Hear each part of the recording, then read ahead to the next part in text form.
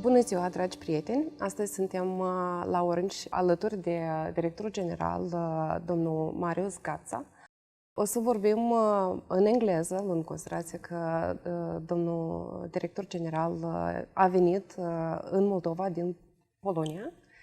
So, hello. Hello. Nice to see you. I guess this is the first interview that you have in Moldova. It's a real honor for us. Thank you very much. Thank you for hosting me. You came to Moldova in a really difficult time, atypical, let's say. How fast did you get used to it? I wouldn't say that I'm used to it, because the question is, can you used to the situation? You can adapt, probably. So I adapted to circumstances. And from the other hand, you have lots of people telling you 1 more month, 2 more months, 3 more months, 2 more weeks. So you live in a kind of a, temporary situation. Everybody is telling you, or the government, all the governments are telling you it's temporary. From the other hand, you have some scientists telling you, no, this is going to stay like this. Well, maybe not that drastic, but all those bacteria around us will be there and will be attacking us. But I'm not used to that. It's I'm coming to the office with probably 25% of people just coming because of sanitary reasons. I'm just traveling in my mask everywhere. I need to test coming to the country. I need to test going outside of the country. I don't want to get used to it. I mean, I hope it's going to end. Well, my bet is that summer should be more or less normal. That's my hope. That's not my bet. So I adapted. I'm not used to. I don't want to get used to that. I adapted because I had no choice, but I hope it will not last forever. Well, with the vaccine, we all hope that we'll get back to a normal life. I think so. I think vaccination will help a lot. And, but the point about vaccination is that in order to be safe, you need 60% of population to be vaccinated. And I've been watching at different surveys, and usually they are 50-50. So 50% of people want to be vaccinated, and 50% of people either do not want or hesitate. This is a big challenge, because to get the first 50%, it's going to be relatively easy, but the next 50% needs to be convinced. And but hopefully, in this very atypical, as you say, situation, people will be more eager to take vaccine, and I hope that by summer, looking at statistics, by summer, looking at UK, Israel, US, it should be okay, but well, you never know. Orange Moldova has always been a leader in teleco market. The future does belong to connectivity and data, as we see with the changes. How do you see what is your vision and ambition for the Orange in this regard? I would say more broadly that I would like us as Orange to be liked and appreciated by our customers. I would like people to really have maybe not fun, but being proud of working for Orange. I'm talking about employees. I want to be respected, and I want to respect my partners, my vendors, and at the end of the day, I want our shareholders to be satisfied and happy as well. So looking from that perspective, this is probably not very much different from any commercial company. But coming back to Orange and the company's position in the market, yes, you're right. We have been here for quite a long time already. The recognition of the brand is at the very high level. The Net Promoter Score is also high. It could be better, always could be better. But I think that as we are a leading operator in mobile environment, we now need to add a little bit more of the leadership in the fixed environment, in fixed broadband environment. That's why we are betting a lot, not only in Moldova, because in Moldova last week we launched a beautiful campaign about Orange Love, yes, which is about TV, mobile, fiber for different geographies where Orange operates.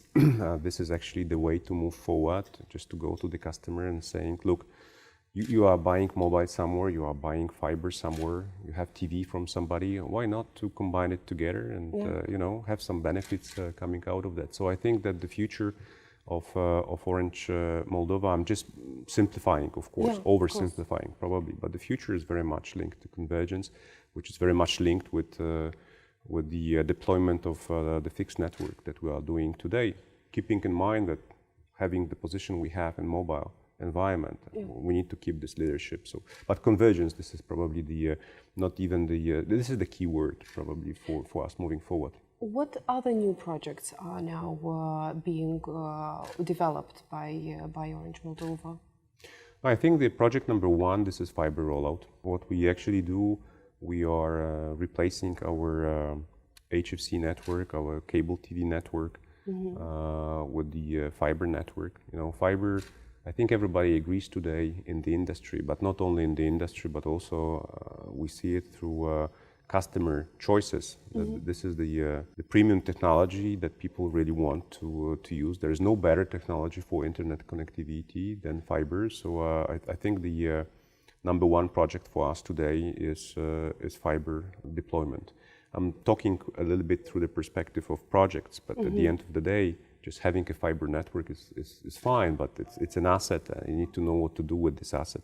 But it comes somehow back to your first previous question about Orange Love, because we are really moving forward and very fast into convergence. But I think investment in a fiber network, I would put as the most important project for this year. That's for sure. Yeah, definitely. It does put the basics for the future development of new technologies. For sure, the experience that you have accumulated throughout the years so far is impressive. I mean, you have over 20 years experience in telco, but you've always been operating on a much bigger market. Are the same approaches applicable for Moldova? The local consumer, is the local consumer different or very similar?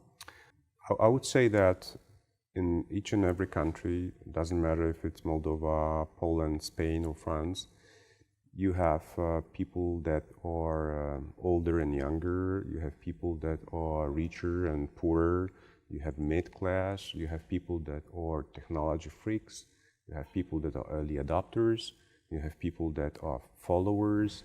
And I think that the basic segmentation, which is a kind of a toolkit for all CMOs in all businesses, the toolkit is very much the same. Now the differences are coming from the size of those segments in different markets. So in some countries you can have a dominance of one segment over the other.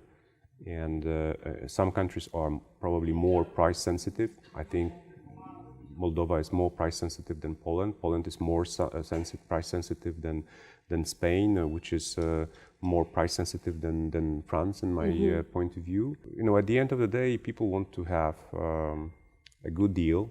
I mean, it doesn't change. Definitely. You know, that's the point. They want to get the service that is satisfying them for the price that is treated by them as fair one. And what means fair vary between markets. So from that perspective, I wouldn't say that being in Moldova or being in another country, size, of course, it makes a difference, but it does not make such a difference when it comes to your toolkit. I mean, you always come, you see at the market, you segment the market, you start thinking if you have an offer for all segments, do you want to have an offer for all segments? Sometimes you are not there. I know some players in my industry that by themselves decided not to be in some segments of like for large accounts. You know, it's there are some players saying that this is too expensive to give a service and prices are too low. It's better to concentrate on different segments of the same market. This is always a choice of a player. But I would say that again, the bottom line is toolkit is the same. The size of bubbles or segments is different, and then you need to apply proper tactics, I would say, strategy and tactics to the segmentation. How does the Moldova telecom market reflect the international trends? Well, I think that where I see similarity for sure is that, especially now in let's say not even yet post-COVID times, that people are very much driven by all the handset new releases. So we see in different geographies that people more and more eagerly go for the handset renewals, and the handset sales is growing very much.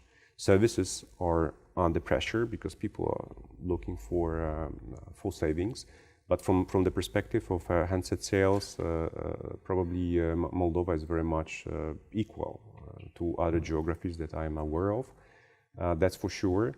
Moldova is not that much different when it comes to, again, the COVID impact on, for example, prepaid base. Basically, people are not coming, so they are not buying prepaid cards. Depending on how big the diaspora is in different countries, you have either more or less people coming, but still there are some people coming.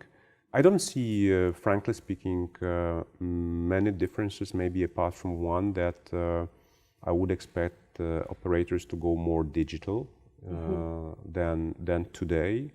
That's for sure. There are no digital offers today in the market, which is quite interesting. These are not easy to be deployed, frankly speaking. You need to put a lot of attention and investment into that. Not many more differences, I would say. It's quite similar. Not big differences. 5G technology is definitely a special topic. Orange has been a pioneer in innovations, and actually the 4G was launched in Moldova. What ambitions do you have for 5G, and do you consider this technology relevant for Moldova? Well, 5G is a very interesting subject because, we all remember that 4G was about speed. Yeah. While 5G is about latency. It was quite easy to communicate with people that your speed is whatever, 10, this is going to be 40, so people do understand. But when you talk to people about latency, they say, "La, what? I mean, what do you mean by latency?" Yeah. And this is the time that is needed for packets to reach the receiver from the sender. And people don't understand very much. So many operators are struggling today how to monetize 5G, because 5G is an enormous investment. Because first of all, you need to pay licenses for governments and regulators, depending on countries. So this is the upfront investment. Yeah. Then you need to invest in your infrastructure. And 5G is more difficult because you need to build more antennas than today. The grid of antennas that each and every operator has must be denser. You need basically more because of the nature of the waves. So obviously you have the cash outflow, and you start thinking, okay, what's going to be my cash inflow? How I'm going to sell to customers the latency story? Okay, I can still sell the speed, but if you are 40 megabits per second today, and you're going to be 80 or you're going to be 100, does it really bring a difference for you with your mobile, depending on what you do? That's one of the questions. But my personal belief is that 5G will disrupt the market, but the disruption will come from the B2B environment, because you will have more and more manufacturers, producers that will start producing their products using 5G technology. Well, let's take the example of autonomous car. Yeah. You cannot be autonomous as a car with 4G because latency is too long. I mean, it's too slow. With 5G, yes, it can be autonomous. So this is probably an extreme example of innovation, because still people are thinking like, how can I drive a car without keeping the steering wheel? It's a little bit like... But it's already been used in Dubai, for example. But not massively, not massively. These are still, I would say, early adopters that are doing that. But 5G, definitely, this is a technology that will bring that. That's one example. Another example is a factory. I've seen some factories that are using 5G. They are 5G island. And because they have antennas, let's imagine that we have a room, and in each corner we have the 5G antenna, so the room is covered with 5G coverage, and then you have some robots that are assembling something, whatever is this something. And with 4G, you cannot control those robots, so they cannot synchronize between each other. With 5G, they can synchronize between each other. So just imagine that when you have a process from A to, I don't know, to Z, and when something happens at A or at B, you get a signal immediately to the next letter in the row, just change the route or just do something. Just imagine how much time and money you can save at the end of the day, that your factory is 5G factory, and this is very much real time. So I think that I'm a big believer that B2B will disrupt in 5G as more and more connectable devices will come. And those devices will be rather connected to 5G network, and then people will discover like, well, that makes sense. I mean, I need to start thinking if my provider, my operator is providing 5G with me. I don't believe that with 5G we'll just play the game of speed as we used to do with 4G. It's more complicated than it's a long-term investment. Yeah, it's a long-term. Yeah, it's 15 years investment when it comes to the license itself. And as 4G was simple replacement of 3G with better speed, 5G is not only about speed. So I think that well, different industries will disrupt, and probably it will not be operators disrupting with 5G only, because you cannot sell speed. You know, even if this is if you use fiber, right? You have 100 meg fiber home or 300 meg home. Well, you feel better because it's more than 100, but you don't see a big difference unless you are a professional player or you work in the, I don't know, the industry of rendering pictures and things like that. So my point is that 4G is already good enough to make people stay there unless they see some incentives to go 5G. And those incentives probably will come from the environment of operators, so producers of washing machine, fridges, cars, probably some sensors. And just imagine that there are some sensors we don't even imagine today, but there will be more and more of them being connected. We see connected to a washing machine and connected fridge, but well, what's the point to have it connected when you cannot order your food in supermarket number one? And maybe supermarket number one day will have a partnership with one of the vendors here in Moldova of fridges, and when you are out of whatever milk, there will be a notification, exactly, and it comes home and to you. For that, you maybe don't need 5G. 4G could be good enough, but 5G probably will be cheaper for those producers to do it massively. So more efficiency. Yeah, we need to wait probably a bit of time. Moldova will have 5G frequency probably closer to 2024, which I think is reasonable. I don't see no reason to be in hurry. And then we'll probably see more and more of those producers being already in the marketplace with their products using 5G. Then it really makes sense.